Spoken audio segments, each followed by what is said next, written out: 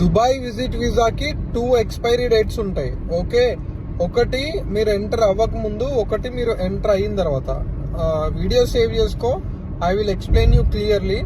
For example మీరు visit visa తీసుకున్నారు అనుకోండి, ఈ రోజు మీకు విజిట్ వీసా వచ్చింది అనుకోండి. ఈ రోజు నుంచి నెక్స్ట్ 60 డేస్, ఈ 60 డేస్ లో మీరు ఎప్పుడన్నా దుబాయ్కి ఎంటర్ అవ్వచ్చు. ఓకే, 59th డే కూడా ఎంటర్ కావచ్చు, 58th డే కూడా ఎంటర్ కావచ్చు.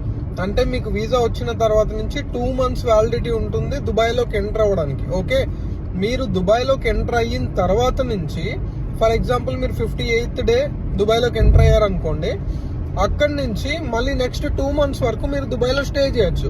అంటే ఎక్స్పైరీ డేట్ అనేది 2 types అనమాట.